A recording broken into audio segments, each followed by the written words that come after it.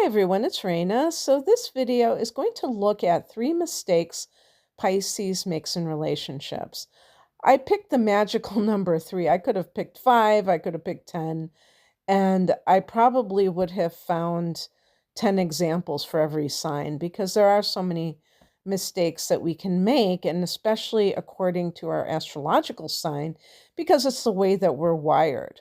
But it goes without saying that these are generalizations based on what the sign represents, but you're beyond just your sun sign. You have a Venus sign, a moon sign. These kinds of things can definitely influence you as well. And in relationships, the moon and Venus can especially influence how you act and how you view love, and also looking at your fifth house and your seventh house and aspects to Venus too or moon aspects can definitely change things up a bit. So we're doing this because this is spiritual entertainment. That's what I call what I do.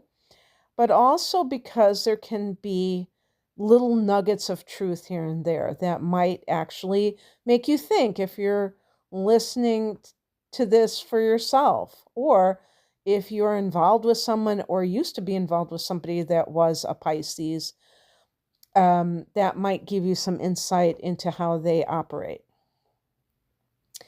Okay, number 1, confusing pity with love.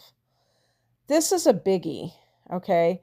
Pisces is, I would say, the most empathic sign of the zodiac. And this is due to not only being a water sign. Now, Pisces shares this with Scorpio and with Cancer, but Pisces is ruled by Neptune.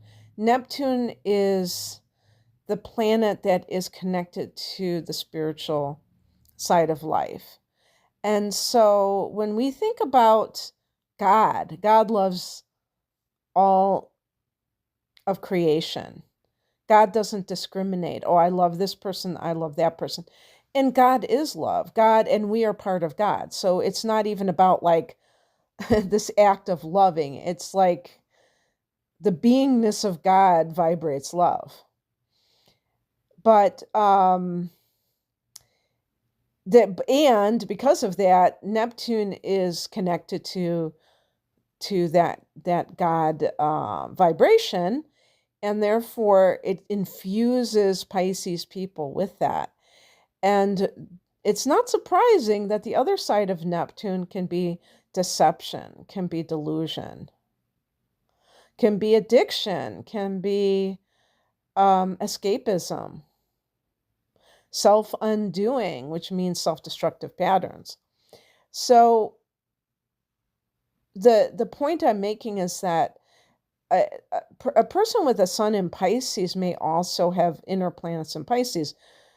They might have, their moon sign can be anything, and they might have, wouldn't it be something if they had their moon in Pisces as well? But forget about the moon. Let's talk about Venus. Venus can be in Pisces. And somebody who has Venus in Pisces really does think that unconditional love is the end all be all. And of course, we can all agree that we don't want to put conditions on love, but there are different types of love. That's the point. You can have what is called an agape love, which is a love for humanity. And that is going to be is going to be less personal, because you're not getting involved necessarily with every single person that you come in contact with. And this is one of the other things that I could have put, or I should have put. I'm not saying that Pisces, I could have like really gone to town with this one, but I will say that, kind of branching off on that, Pisces doesn't tend to have discernment in these matters because Neptune is without boundaries, okay? And that's what we say when we talk about loving unconditionally, that there are no conditions to who you decide to love. But when you're in a personal relationship, one-on-one relationship, and I guess, these readings, I'm really talking about like marriage or the equivalent, but you could extend it to other like friendships that are very close and stuff like that. Or even like family members that you are really, kind of tight with, is that there have to be boundaries. You can't just allow anybody to do anything to you, or you're going to be a doormat. And so when you confuse pity with love, your heart is opening for somebody else's problems. And you think that because you can see the goodness in someone, that this means that you should be with them. When in fact it simply means that, and I think that the logic, if you want to call it that, behind a person doing that is because they want to love a person into loving themselves. And I'm going to tell you something, you're much more likely to drag yourself down, be dragged down by somebody else, than to ever get a person to love themselves. It really doesn't work that way. I think we can reflect another person's goodness to them. Yeah, I do. But when somebody is very broken, they need a lot of assurance, and it's going to, if they have like maladaptive behaviors like addiction, they need to untangle from that. They need to clear their minds from that. So it's not an easy fix, in other words. That song came into my mind, which I love, by the Gin Blossoms, Follow You Down. I'll follow you down, but not that far. Oh, actually, this goes to number 2, thinking you can save someone from themselves. That actually should be the theme song, Follow You Down. That will be the logical next step. And, after you confuse pity with love, you're going to get sucked in to another person's problems. And then you think that you're going to be the savior because it's like Christ complex. That's kind of what Pisces is all about. The self-sacrifice. I'm going to put myself up on the cross so I can save you. That's a recipe for disaster. But people do this all the time. And it comes natural to you. I never know if it should be natural or naturally to you, because you have that within yourself. Venus is exalted in Pisces. And like I said, it's all about self-sacrifice. To me, I don't know why Venus is exalted in Pisces, because I don't feel that it operates in the best way when it comes to relationships to go into them like that. It might look good on paper, but in operational reality, I think it can be an absolute disaster. You can't save somebody from themselves. And this is where getting involved with somebody who has like a drug addiction, an alcohol addiction, really is something that happens to them. People have found, and it has really maybe fascinated them, interested them, exasperated them, that when they have tried to help somebody get sober, for instance, that at some point that person doesn't want to change. And they may claim that they do. They may say that they're helpless to their addiction or that they are suffering from it. But when you try to provide the circumstances where they can more easily get off their drug of choice, and I'm including alcohol in this, maybe they get fired from their job and you're there to pick up the pieces, to give them a roof over their heads, to feed them. Guess what? That's not enough to make them go sober. Now, actually, they don't have to worry about keeping a job. They can drink during the day. Maybe they were drinking during the day and that's why the boss smelled it on their breath. But I mean, now they don't have to worry about rent. They don't have to worry about food. And I'm not saying that that happens 100% of the time, but it does happen a lot, it seems. And because it happens a lot, you can be almost rather shocked by it because you assumed that when they said this or that, that they really meant it. When they said they were suffering. I know someone, I always think about this. I know someone that said, I'm an alcoholic. And they used it, because they always say, you have to admit you have a problem, in AA before you can deal with your problem. What this person did was they admitted their problem and then that let them off the hook because they weren't in denial about their problem. But it wasn't that they necessarily did anything about their problem. They just admitted that they had one. And they thought that was enough. I just find that kind of funny.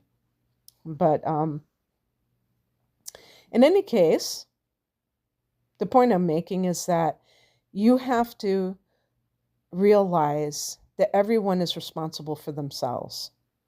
If you get involved in a relationship with someone and you realize maybe you weren't even paying attention, that they were pounding them back when you were going out on dates, that they were ordering 2 beers so that they didn't have to wait for the waitress to come by again at dinner time. And it just never registered. Maybe you came from a family where people were heavy drinkers or whatever, doing this, popping pills, whatever they were doing. And it was normalized for you. I think that happens for a lot of Pisces people. So it's not that they want to be with somebody who is a substance abuser. It's that they really can't see that that is what is going on. There can come a day, and then unfortunately for some people, it's going to be after their lives have been turned upside down, that they realize, they finally get through their thick skull, that they have to allow that other person to solve their own problems. That rescuing them actually a lot of times is enabling the problems to get even worse. And I'm not saying that anything is clear-cut when I'm talking about these issues. Don't get me wrong here. There are, every circumstance has its own set of situations going on there. But in general, when you even want to go into a relationship, it seems like it would be important to first of all, not rush things and to really get to know someone. And some Pisces people, and this could be pretty brutal, you might have your sun in Pisces, and maybe you have Venus in Aries, maybe you have Mars in Aries, and you want to kind of cut to the chase. You're very impatient in love. And you don't do due diligence about finding out this person's background, finding out like how they react to stress before it's too late, before you've moved in with them or gotten married. Or, for some women, gotten knocked up And then you are stuck with that person, even if you don't move in with them or get married, because you're going to have to deal with them as co-parent. So it makes a lot of sense to take things very, very slowly. Really valuing having discernment instead of throwing caution to the wind and just believing what somebody tells you about themselves when you haven't seen it tested out in real time, in real life. And number 3 is self-sacrifice is proof you love them. And by the way, even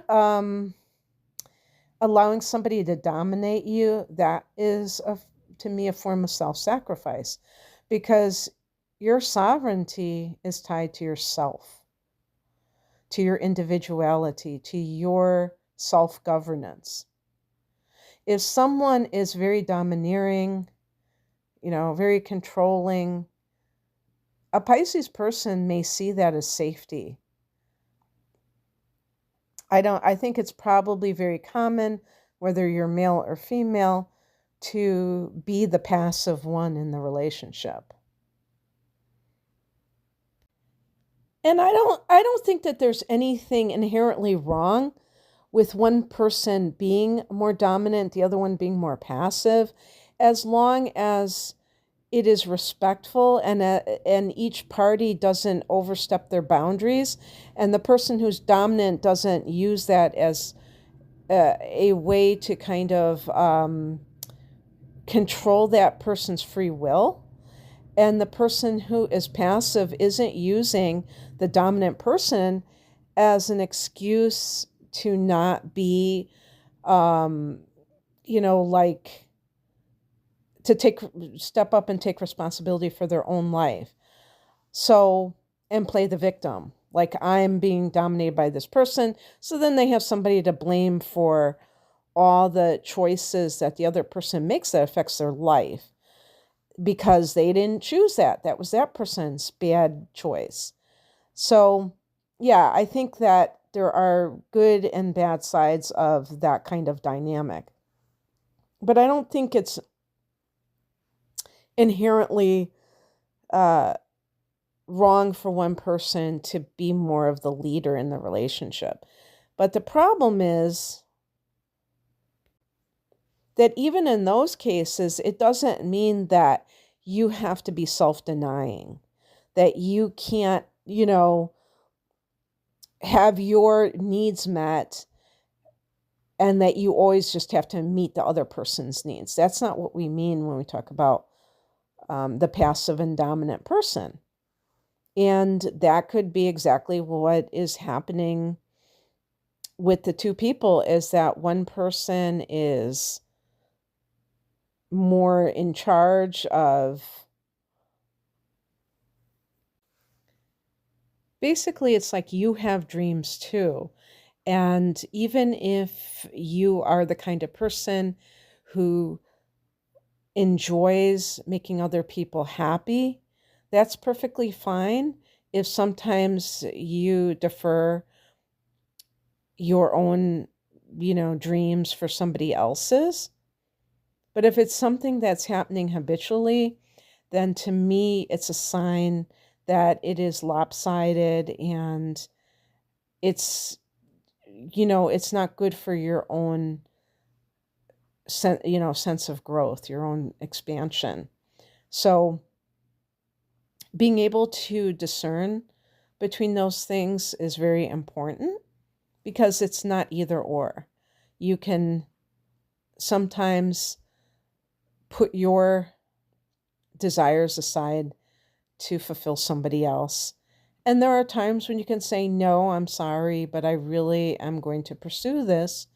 And you're going to have to make the sacrifice this time. You're going to have to curtail your plans for me, because we're in a partnership. It's not one-sided. Okay, well, that's what I have for you, Pisces. I hope that this resonated. If you would like a private reading, the link is below. Take care. Bye.